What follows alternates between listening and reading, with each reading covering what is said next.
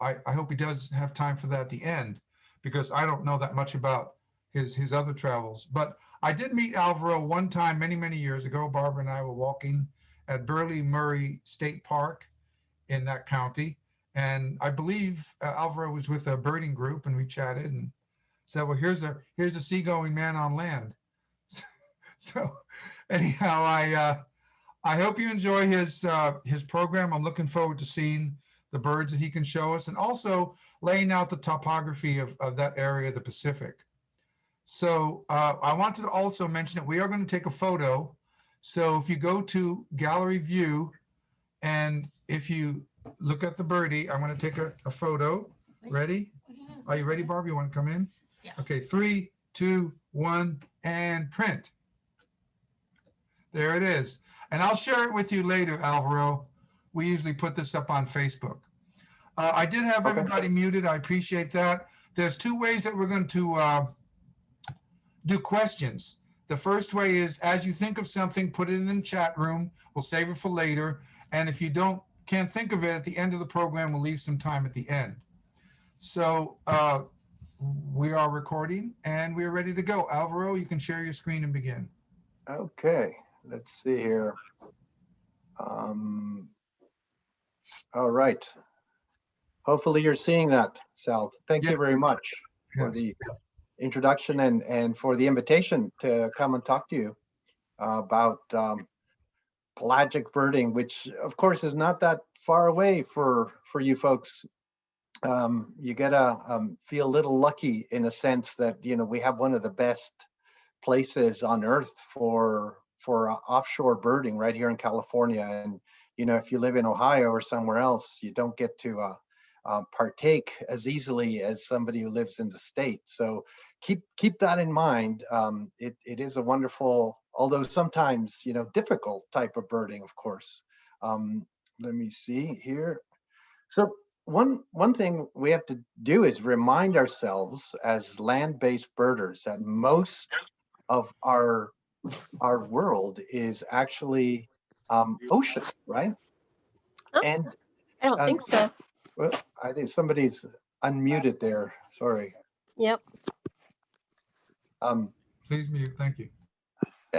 And so as land-based birders, we forget how much of the world is actually ocean. And, you know, we hear about seabirds and you might sort of say, okay, a seabird is a gull, you know, for example, like a ring-billed gull.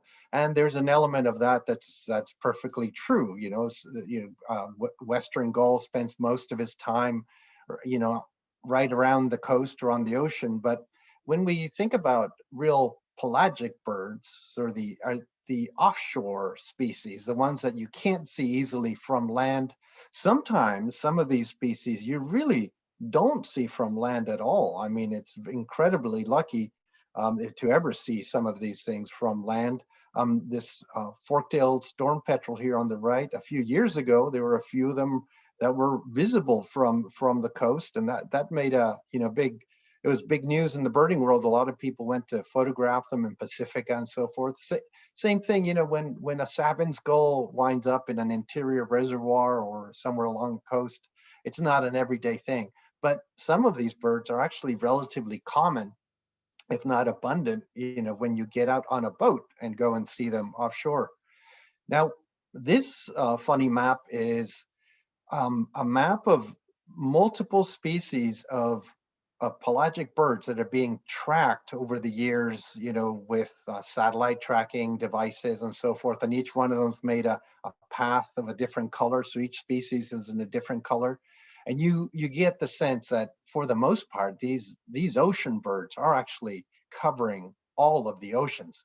And the only reason that the middle of the Pacific looks empty here is that the right species weren't being tracked. If we tracked, you know, some of the Hawaiian species, we would have filled up that part of the ocean too.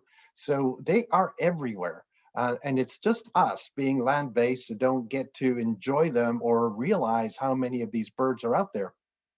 And the way we go about going to see these birds is to get on a boat on a pelagic trip from many ports all throughout California or even farther north. And This is one of the boats we use out of Half Moon Bay, Pillar Point Harbor, and they're usually fishing boats. Some of them are whale watching boats, and we go offshore and we try to go to different habitats that are offshore to see the birds.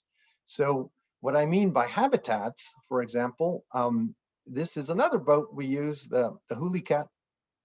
If you imagine in this map over here is Half Moon Bay and the harbor, we will go out offshore and then eventually come back, do these loops, and it depends on which route we take and what we do.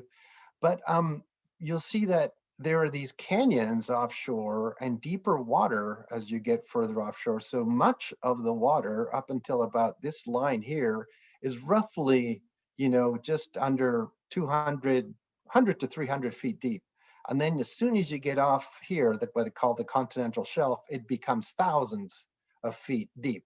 And then these canyons and any kind of topography underneath, at the bottom of the ocean creates different habitats where different birds or different whales could be. So we try to sample not only depth and canyons, but also water temperature if we have that information, or even ocean productivity. So that's the plan, because these birds, these creatures move every single day and night, in fact, and they, you could go one day to this spot and, see a Scripps' murrelet right here. And then as it's labeled their script, the next day, there'll be something completely different there. They don't stick around. And in fact, some of them, will move hundreds of miles in one day. In terms of, going out on a boat, it can be difficult because we're not used to being on boats, and boats always move no matter how calm the ocean is. There's a certain level of movement, and the fact that you're moving into the water itself, that's another level of movement that you're not used to. So a lot of people have trepidation about going out on a boat, understandably. And one of the things I would say is try to get as much sleep as possible. That is one of the key things. When you're tired, that can create discomfort the next day. I always tell people celebrate after the trip, not before the trip, in terms of wine and beer. And you just you want to avoid as much as possible. I think that keeping your stomach working on some food or crackers or something throughout the day and drinking a lot of water is also really vital. So, some people feel like they don't want to eat anything on a boat. I find that can sometimes actually upset your stomach. On the coast here, that it's often cloudy, but still, even on a cloudy day, you can get sunburn. So sunscreen and is vital, or in a hat, and make sure your hat is clipped onto something, because the wind can actually blow the hat off. Even when there's not much wind, naturally the movement of the boat will create enough wind that your hat can blow off. So keep all that in mind. And inside the cabin, I always tell people, unless you have to go in there, avoid it. Be outside in the fresh air, looking at the horizons, looking at all the birds, at the wildlife. And if you really have doubts and you don't, you've been susceptible to some kind of motion sickness, go to your doctor, get, motion sickness medication like the patch or over the counter type stuff. So it's there, it's not as if seasickness isn't real. It's real, and for some people it's very real. So any precaution you can take can make a trip easier on you. And sometimes a trip out there is just the most fantastic day you'll have anywhere birding. So keep in mind that it could be wonderful. So don't just think about the negatives, although I thought I'd point this out right away, as we start. And sea conditions vary all over the place, and you don't know until you're out there. Even the weather prediction can be nasty, and it turns out it didn't happen. And you can go from thinking you're going to have a choppy, day with white caps to one that's just flat calm, as you can see here, on a trip in Morro Bay. Further south, we tend to have nicer weather. In California. Farther north, we tend to have nastier weather. So that's a general rule.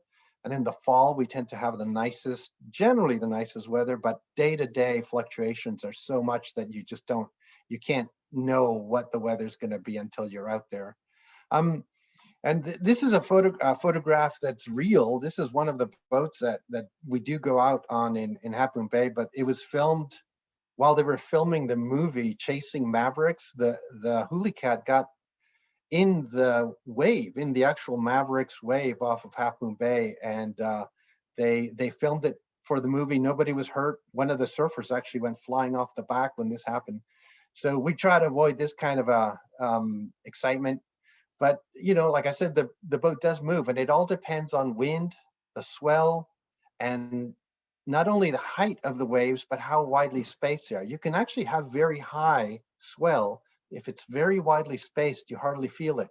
And then you can have a short, you know, swell, and it's very choppy. So there's all sorts of variables that we contend with. And when weather cancels happen, it's always the captain that makes the call on the weather just being too nasty to be safe. That's what we always think about, is safety.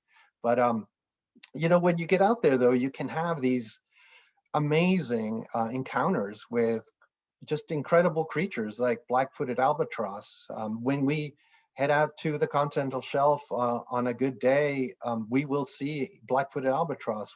We have very good track record with them, and sometimes we've seen, you know, into, you know, about 100 of them in one day. It can happen, you know, those really good albatross days. And the reason why it happens is that if you look at this map, these are all tracked individual albatrosses from Hawaii. And where it's really bright red there, which is roughly Bodega Bay to Monterey Bay, that is the highest use of by black-footed albatross of anywhere in this part of the West Coast. So we really are in the prime place to see black-footed albatross when you get to that continental shelf area. And they're here throughout the year. When you're really lucky and it's a good albatross day, you might also find the Laysan albatross, which ironically, there's more Laysan albatrosses in the world than black-footed albatrosses. But for us, it's less common to see the Laysan, which has that white, almost gull-like plumage, and the dark around the eyes that give them this sort of serene look that's really quite fantastic.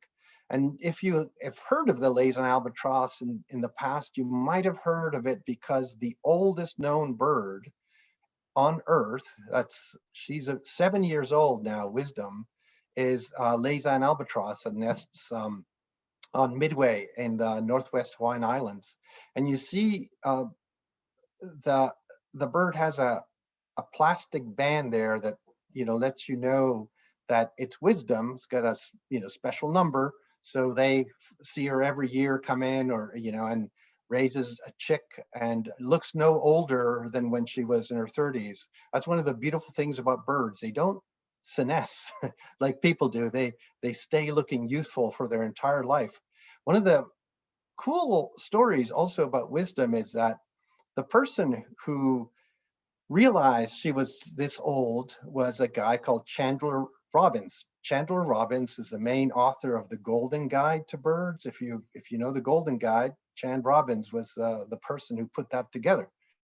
And he had been, you know, banding birds on Midway for a long time, and he was replacing old metal bands that were old enough that you almost couldn't read the numbers. So they would replace them with a new, so they catch the bird, replace it with a new band, and also put a plastic band on it. And then when they read that number, they realized this bird was the oldest one they'd ever had. He rebands it. They, at that point, realized this is the oldest known Laysan albatross. And then he realized that he banded it originally back in the, I guess it was the 50s at that, or maybe the 40s. So it's quite the story. So, you know, Chan Robbins and Wisdom were sort of seeing each other year after year out in Midway. One of the most amazing albatross sightings we've ever had, though, was finding this short-tailed albatross, one of the rarest albatrosses in the world. There's only about 1,200 left. And we found it in one of the very first trips we ever did out of Half Moon Bay. And not only was it cool to see the super rare bird, but it had this elaborate backpack that was a satellite receiver that they were tracking it um, from Japan. And this made the news. We were actually, our photograph of this bird was in the news in Japan because they thought it was so amazing that this individual that they were tracking had been found in California. And then the researchers told us that the very next day, this same individual was in Central Oregon. It had traveled that much in one day. So the fact that we saw it was lucky. And they also said the moment we saw it, they could see it on the satellite map. It turned around and went north. So we saw it at the very southernmost extreme of its journey. So it was all luck, just luck and coincidence. And, you know, as they say, you can't win the lottery unless you buy a ticket. We were out there that day and this happened. So that was wonderful. But what was really cool is we realized from the researchers that this albatross had been taken from as a chick from one of the islands that's a volcanic island where it's, you know, they're endangered there, not only by their numbers, but by the fact that it was on this volcanic island, and they've translocated some of the chicks to start a new colony on an adjacent island that is not, you know, doesn't have that same problem. And this is one of the birds that was translocated, and her name was Y18. And also, to do this, an individual biologist had fed her for months and months and months as a little chick before she fledged. So this biologist got in contact with us and sent us a picture of the day she fledged. And this is her, and we know it's a female, and then months later, we see her over here. So it's quite the amazing story, kind of connections that only can happen, you know, when you're, you know, having luck out there. And we've also found some really rare stuff that's not necessarily rare worldwide, but rare for us. The first North American record of Salvin's albatross happened while we were out there. So definitely lots of potential for albatrosses. Black-footed albatross is the common one that we see, but there are other things that can show up. Now, California is really special for seabirds because I mentioned that deep water that we have just offshore here, the canyons, the Monterey Canyon being the deepest water close to shore anywhere on Earth. Islands like the Farallon Islands, you know, that we visit early in the season. We tend to go there July and August when a lot of birds are breeding. It just has a lot going on. But also we have really, really rich, nutrient-rich waters. And it's for a couple of reasons. One is that we have a current that's bringing cold water from the north to the south called the California Current. Cold water tends to have more nutrients than warm water. And this is one of the reasons things like buller shearwaters here come all the way from New Zealand in their non-breeding season to come and feed here, is because there's so much food from the nutrients in this cold water. So it's being brought down by this California current from the north. And also there's a situation called upwelling, where wind, that's consistent wind from one direction, moves the water out of the way, and then you get this upwelling of water from below as the water is being scooped up by the wind. And that bottom water is cold, nutrient rich, gets up to where the light is, and the zooplankton and the phytoplankton go crazy, creating all of the, you know, the food chain that later on feeds the whales and the ashy storm petrels and everything else that's here. So we have this really special situation going on in California. There's only a few places in the world that are called eastern boundary currents that are like California. And really the Humboldt current in South America is a little richer, but otherwise we're in the top places on Earth in terms of ocean productivity. And then we have the islands like Channel Islands in the right here, and the Farallones. Farallones is the most important breeding spot for ashy storm petrels in the world, and up to 300,000 common murres nest there. And for birders, it's a great place to, you know, also see tufted puffin in the breeding season. Although there's only a few hundred, it's one of the best places to see them, of course, in California. And when we go out there now too, in today's world, we're sort of data driven and computer, you know, access to all of this data is out there.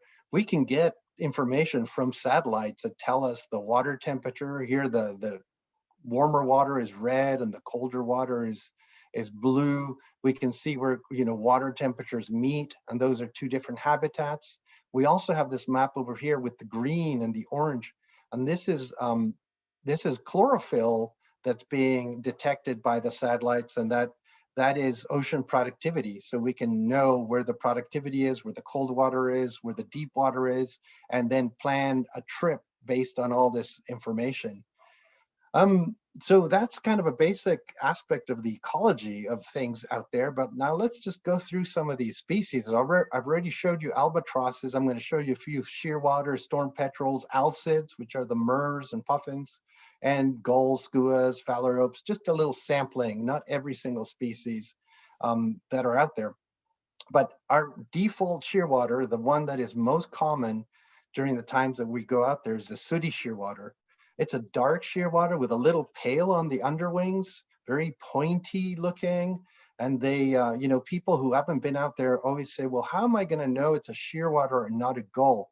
And one of the ways you know is how shearwaters are much more mechanical in their flight styles. They're stiff-winged rather than smooth, kind of more fluid wing flaps, or real stiff kind of wing beats. And they're here because of this abundance of food. And in the fishing term, people call this bait fish. And it's all the anchovy, sardines, even squid are called bait fish, krill, all of the base foundation for, you know, for the bigger fish and the bigger creatures that eat them.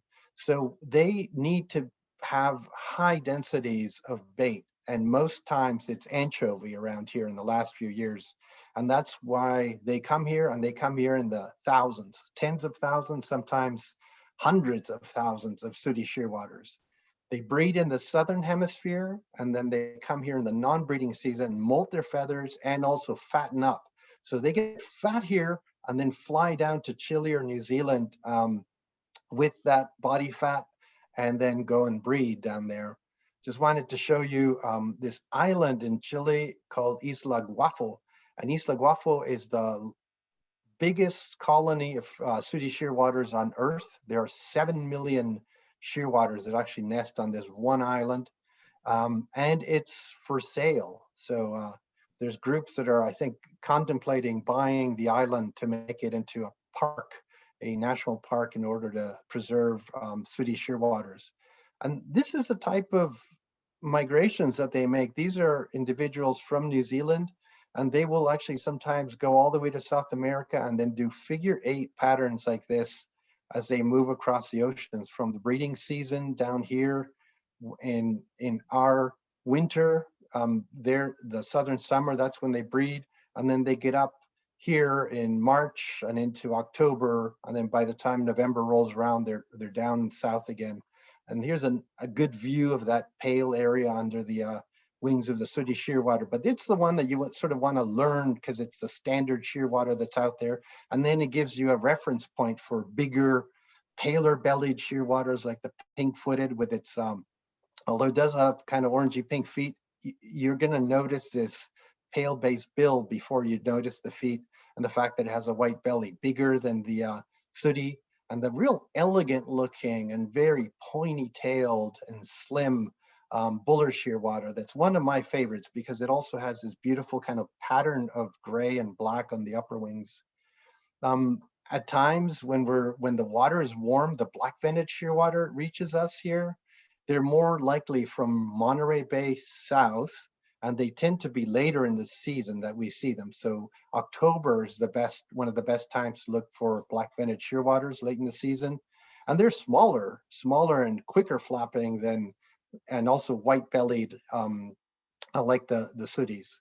Then in winter, and always a few of them hang around in summer, is the very thick-necked, big-billed, pale-billed northern fulmar. They come in pale versions, dark versions, and for the most part, you don't identify them on coloration, but on their general look. To me, they remind me of a bulldog with its thick neck and just bulky body compared to the slimmer shearwaters. And then smaller birds that are out there related to the shearwaters and albatrosses. They all have little tubes for nostrils, so sometimes they're all called tube noses. So the petrels, shearwaters, storm petrels, and albatrosses are called tube noses.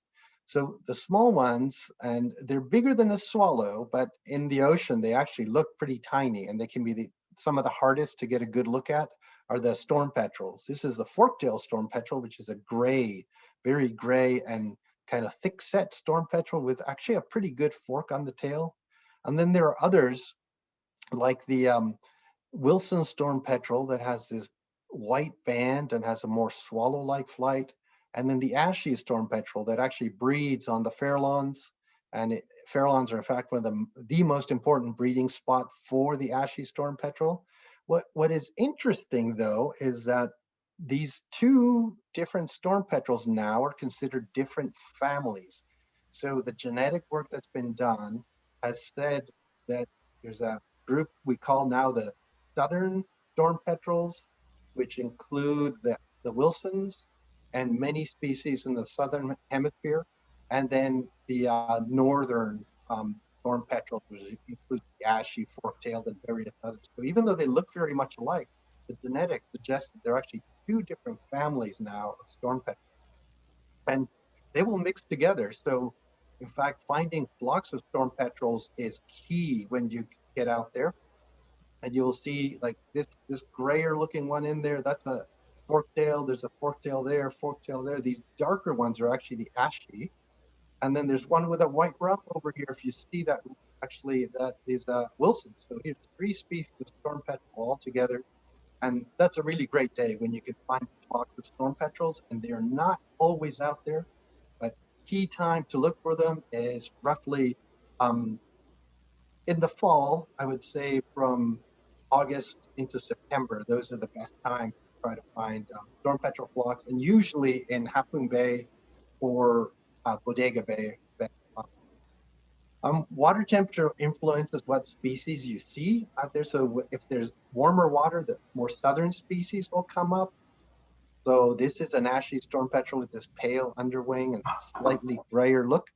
This is a black storm petrel here, which is actually darker, a little longer in every dimension. They fly differently than the ashies when you see them live, but black storm petrels show up more when the water is warm. They're more of a southern, a Mexican species. And because the ocean is changing, we're seeing more and more and more black storm petrels more consistently than ever before. Last year, we actually had lots of black storm petrels. And it used to be that we would, every few years we'd have a good year of black storm petrels. It seems to be getting more common just because of changes in water temperature regimes, which I don't have to explain to you is happening due to global climate change. Now, the alcids are this entirely different group of seabirds, but an amazing group of seabirds, and many of them have these ornaments. So the most famous of them all is the tufted puffin, which is just, like a walking, flying field mark. Really wonderful looking species, and the Farallones in late summer is one of the best places to go see tufted puffin. Now, the more common and widespread, and you sometimes will see them from shore, and they even venture into the bay, into San Francisco Bay sometimes, are the common murres. And at times, common murres will be lost. Well, I won't say lost, they're sick, and they wind up on the actual beach, and you will get dog walkers reporting, there's a sick penguin, or every year it happens, this penguin being reported. And it's always a sick murre. And birders, we take all this stuff very seriously. We'll say, oh no, that's not a penguin. You have it wrong. This is a murre. Penguins are not found here. But I want to tell you something about penguins. There's a relative of the common murre that's extinct, and it's from the East Coast, Iceland, all the way to Newfoundland and Scotland. In the hundreds of years ago, you could see the great auk. In fact, the journal, the Auk, which has now been renamed, was named for the great auk, which, as I said, is extinct, and it's a relative of the murre. If you look this bird up and look at its scientific name, it's Pinguinus. And if you look at the old name that they used to use for this bird, it was the penguin bird. This was a penguin. Then sailors went to the southern hemisphere, saw the birds we call penguins, and said, hey, look, there's another penguin. And the name got transposed to penguins, but the real penguin is actually related to a murre.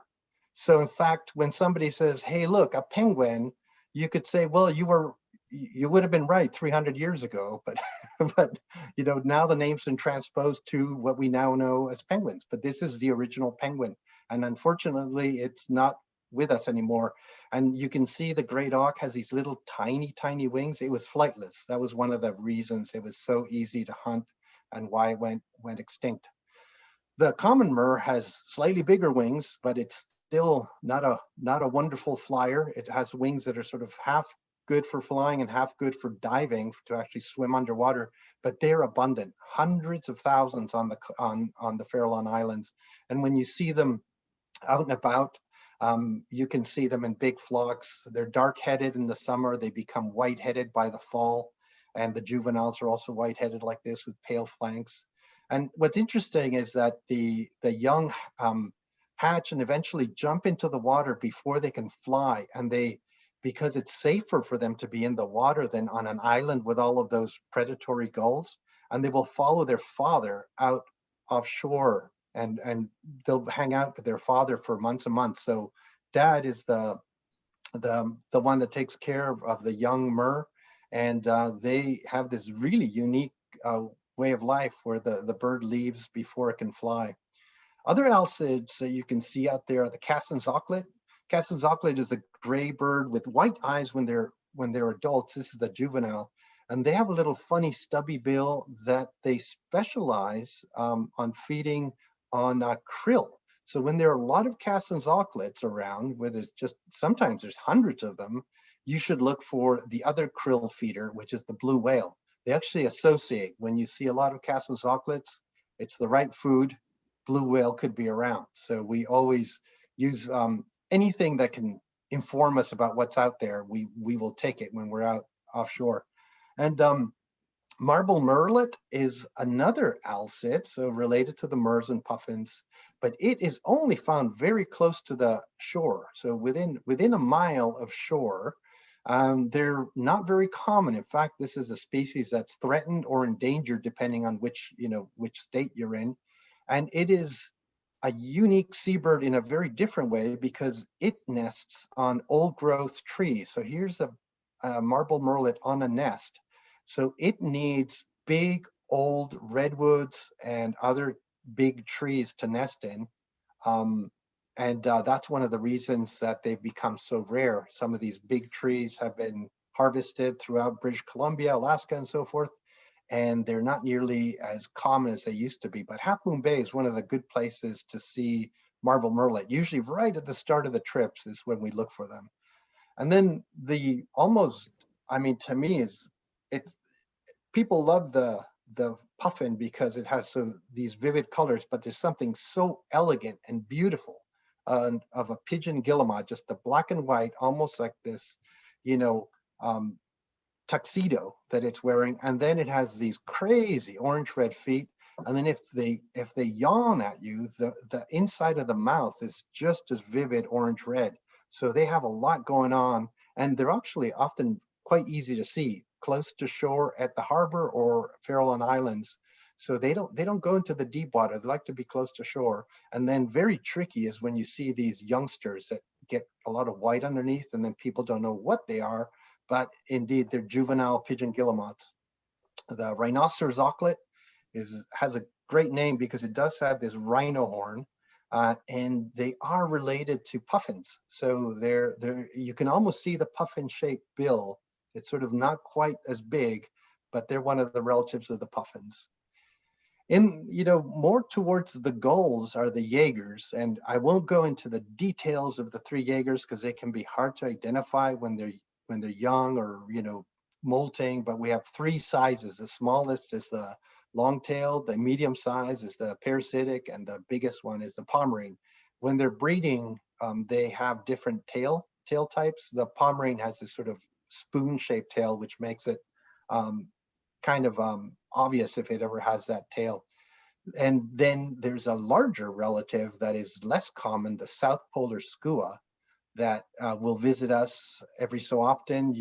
It's mainly August, September that we see the skua, and it often is, big yell goes out for skua being seen. And Jeff, what can you is, go mute? Thank you. yeah, Everybody what, go mute, please. Nancy, everybody. thank you. The skua, so we might see a skua up here in California. They actually breed all the way down in the Antarctic. And they're one of the species that breeds farthest south on Earth, is the South Polar skua.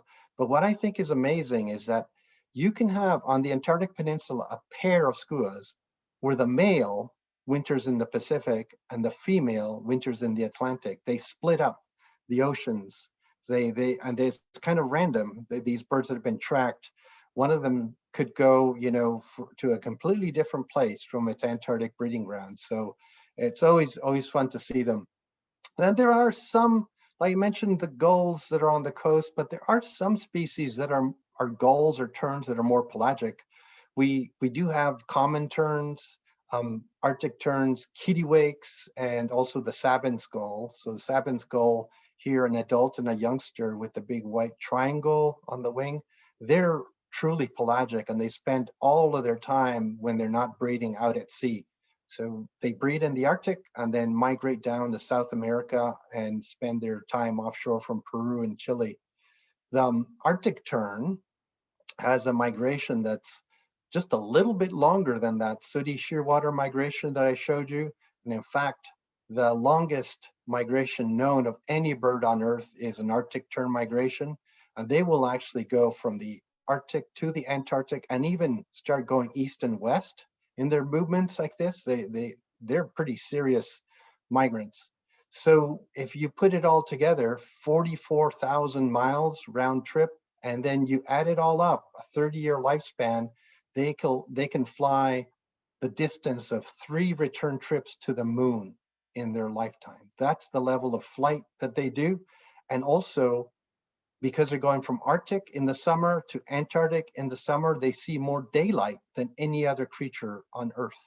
So lots of interesting bits on Arctic terns. And then for us too, we have this whole issue of trying to separate the common tern from the Arctic tern, and we keep ourselves entertained by, how much black they have, little less on the Arctic, more on the common, bill colors, how big their legs are, and that's all the fun stuff. That's why you sort of have the people like us who've been there a lot and know what these things look like to point out and teach you what we're seeing, because sometimes some of these things can be difficult to identify.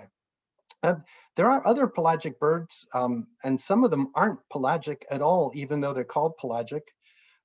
Brown pelicans, for example, they don't get too far out offshore. We think of them as a good seabird, and the pelagic cormorant, which is this one, is actually is less pelagic than the Brandt's cormorant. So pelagic cormorants, we hardly ever see more than a mile from shore. And for some reason, it's called pelagic, and pelagic means well offshore in biological terms. But then there are other birds that are pelagic, and we don't associate this group as being seabirds. These are ocean-going shorebirds called phalaropes, the red and red-necked. They differ in their body structure, and in the breeding season, which is right now, they actually look quite different. The red actually gets pretty red with a white cheek, and the red-necked gets this nice red on the neck. And they're well known for being species where the females are brighter and bigger than the males. You actually compete for access to territories, the females do, and then the males do all of the parental care at the nests in the Arctic. Sometimes redneck phalarope females will have 2 or even 3 males that they will put on nests. So she basically defends a territory and lays eggs. All the work is done by the males. Now, one little story about redneck phalaropes, which I find pretty amazing, is that they nest throughout the Arctic, and one of the places they nest is Shetland Islands, north of Scotland. So where the famous Shetland ponies come from, this is a Shetland pony. And they banded these birds. They put, rather than a satellite tracker, they put a special item called a data logger that the bird leaves with it. And when it comes back the next year, you can take that little logger and download the data, which tells you sunrise and sunset times, and then you can calculate where the bird spent all of its time during the migration and so forth. And they found the first one, and they thought it was an error because it told them that it was migrating across the ocean and then to the Pacific from Scotland, going to the US, going down and migrating roughly to the area of the Galapagos Islands. And then they found the second, third, fourth, fifth, and they all had the same information. Now we know from these birds that have been tracked that these birds, these little tiny, tiny shorebirds, not only have this at sea lifestyle when they're not breeding, but they're crossing entire sections of the globe to go to a spot that has a lot of the right food for them. So this is really amazing information, and nobody would have seen this coming had they not been able to use this technology to sort it all out. One of the oddball things that has happened in the last few years since we've been doing trips is that we've started seeing boobies. Boobies are tropical birds. So this is a brown booby. And a brown booby 15, 20 years ago, if one showed up on the coast, everybody would have known about it. People would have been driving, looking for the booby. It was a big deal. And it's not a big deal anymore because the ocean has changed. And in 2013, we had the start of this situation they called the blob, the warm water blob. And during that year, we had an invasion of blue-footed boobies, a species that most people associate with Galapagos, even though they're also in Mexico. And they invaded. The next year, we had brown boobies come in, and eventually even red-footed boobies showed up. This was in the harbor at Pillar Point Harbor a few years ago. And this is all brand new, just again to reiterate that the ocean is changing quite quickly. Another change that's happened is that whales are staying throughout the winter. So we're not, the humpback whales used to be really migratory and would leave and head down south. And now a lot of them are sitting here and feeding all winter long. And it's a complete change. But one of the great things too is we're seeing a lot of whales. There's a good number of humpback whales out there. So we're enjoying a lot of whale activity, and places that weren't known for the whales, like Half Moon Bay, now have substantial whale activity. And when you're out there too, apart from blue whales, humpback whales, we sometimes see minke whales, and we can see all of these other types of cetaceans. Northern right whale dolphin is a wonderful one. Rizzo's dolphin, that's a species that feeds on squid. Pacific white-sided dolphins, common dolphins, Dall's porpoise. There's a lot that actually you can see. Stellar sea lion, California sea lion, northern fur seal, lots of mammals that we see out there. And we try to look for anything we can see, mola fish. Sometimes we even have come up on tuna, etc. And we're lucky too that apart from having wonderful places to visit due to the environment, these white lines are showing you the marine sanctuaries. So all of these areas here are marine sanctuaries, and they have specific rules that govern what can and cannot happen within the sanctuary, and it's made it much better for our wildlife offshore.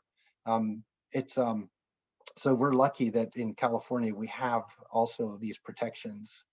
I'm going to end up just telling you a little bit about the fact that these birds find their food by smelling for it. Just the tube noses especially are just like vultures. They find the food by smelling for very specific chemicals. Dimethyl sulfide is what they're looking for, and that tells them there's food around. One of the alcids that we don't see around here, there's actually a couple of species, but the crested auklets and least auklets and whiskered auklets, especially whiskered and crested auklets, their breeding colonies smell like mandarins or tangerines. And it turns out that this is a chemical that the birds are producing. And the chemical smell, they're attracted to it so that a mate will actually mate with another bird because they smell, have this special little tangerine smell. But it also helps them to, it's an insecticide and kills off ticks. So there's a benefit of having this chemical in the plumage, and they're also smelling for it when they're trying to sort out their pair bonds, which I think is pretty incredible. Usually we don't think of birds as being so smell oriented.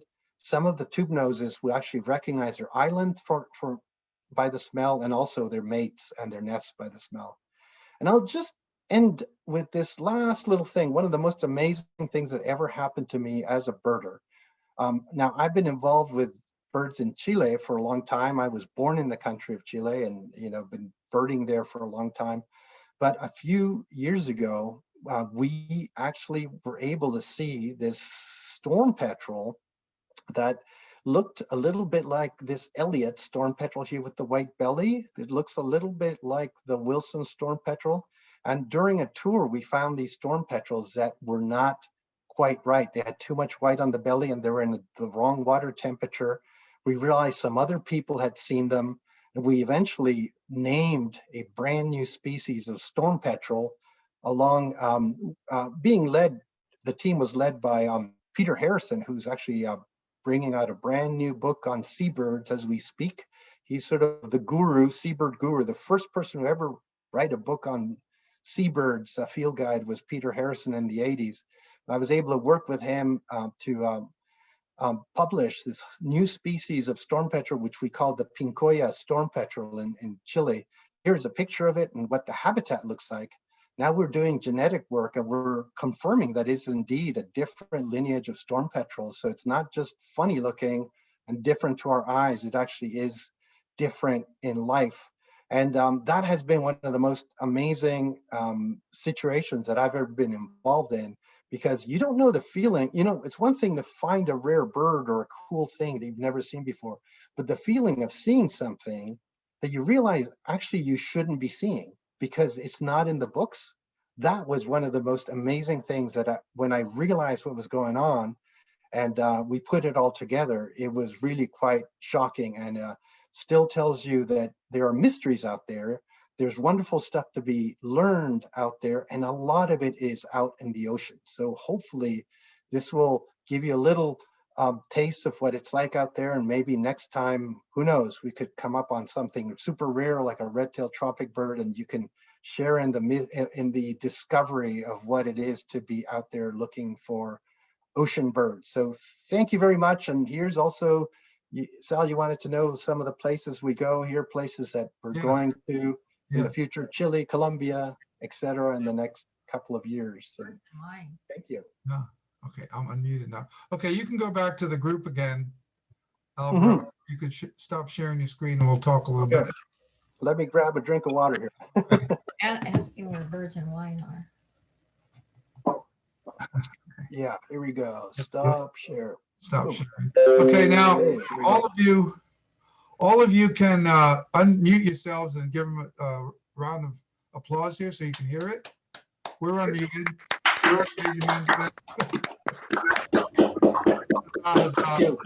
Okay, now please mute yourself again so I can hear the ship. Okay, so what we're going to do, we did have a little bit of a chat going, and one of the things I recommended was this book called Rare Bird that my daughter gave me about the marble murrelet, and I recommend to. It might be called Rara avis or Rare Bird, but it's about the discovery of where they nested, which had not been known for, as Alvaro knows, for a very long time. Yeah. Well, my wife had a question. Go ahead, you can ask him about that. Oh, where is birds and wine? Yeah, where's birds and wine? She wants both. That Chile and Argentina. So the wine growing regions of central Chile, and then we go to Mendoza in Argentina. Lots of lots of wine, lots of food, and lots of birds.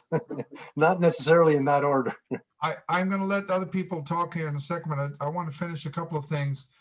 Can you tell people in general about the business that how you've been doing it during the pandemic? Because I know you have gone out recently. Yeah. So we we actually have a trip tomorrow, the first of the season. Last year was tricky because we didn't. Everybody, as you know, we were all learning what was proper in pandemic and so forth. One of the things we realized, and from county guidance too, we were considered an outdoor activity.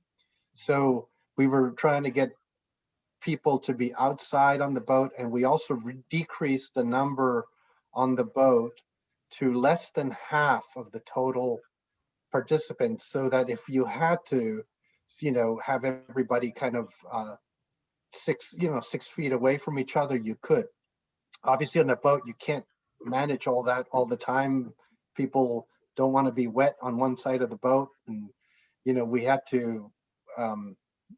We were cleaning everything all the time as well, and fortunately this year now that most people are vaccinated and so forth, we're requesting that inside the cabin where it's indoor space, that people that are not vaccinated shouldn't be hanging out in there. You should be outside. Obviously, most birders are vaccinated, from what I've so far found out, and we've been able to increase a few, to about 2/3 loads on the boat.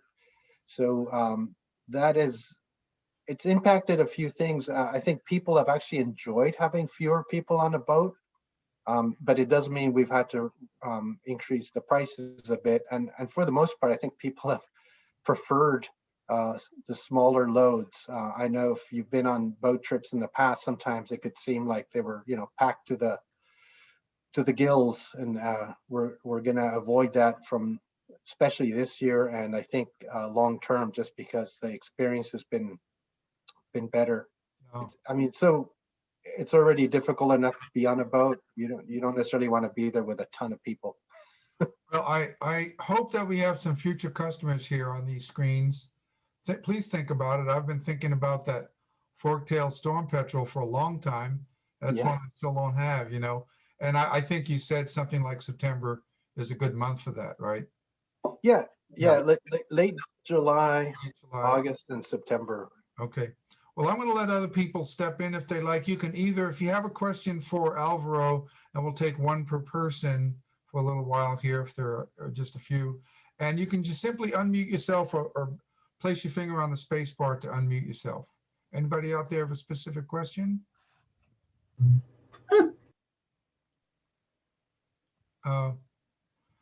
Jeff Fairclough, did you want to ask something?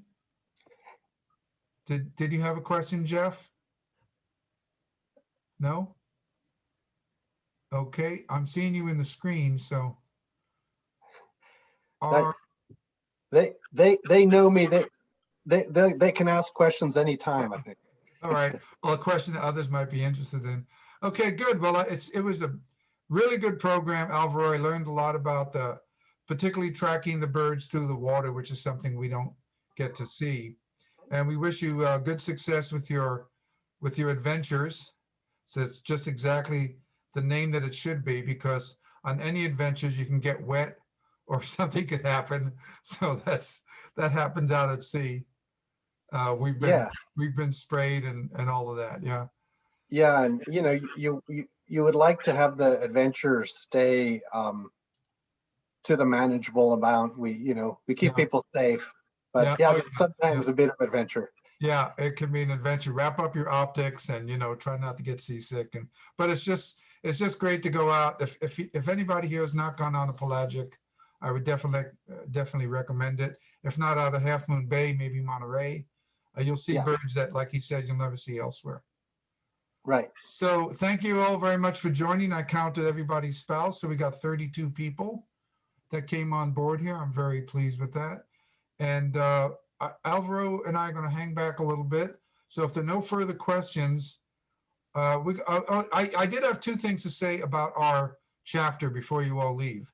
The first thing is Ralph Baker is starting a field trip for us on May 23rd. And he's already got 10 people lined up. So I think everybody else is on a waiting list. But just to let the people know in general that this is our first one coming back from the pandemic with boots on the ground thing. So I don't know, Ralph, if you have anything more to guide people, or you want to put people in the chat room with any kind of message about the field trip email group. I'll let me get my folder up here, and You can just put it on the chat and then people could, but I understand that yeah, the field trip is full. well, I've had a couple of cancellations, so I just got them right before this, so I was gonna send out an email to everybody saying that there were a couple openings. Okay, good. So while he's Let doing me, that, yeah, so Ralph's gonna put that up in the chat. While he's doing that, I'm gonna mention something else that we're doing as a chapter, and that is the next and probably the last one of the summer, our program on Friday, June 11th. It's in our newsletter. It's a birding trip to Cuba with Chris Kennard. I'm looking forward to that. I've never birded Cuba, and I know that some people have been down there and seen the birds, and that's going to be our last one for the summer. We're going to go fallow in July and August, come back in September. So tailing in with that, before I let you go, is just a reminder that Audubon is still doing stuff at the chapter level, at the state level, and the national level. We do important conservation work. Of course, locally, we put on programs and field trips for you. And I say this just about every time. If you're not a member, please consider joining the team. We do important, good work, I think, and something for our community to be proud of. So with that, I'll sign off just about everybody. Stop. Yeah, Daniel? Sal, I didn't see Alvaro's website on the chat, so I Okay. didn't know if it got in there, but I would appreciate that. Yes. It's at the beginning of the chat. You have to scroll it down. There, And I just put it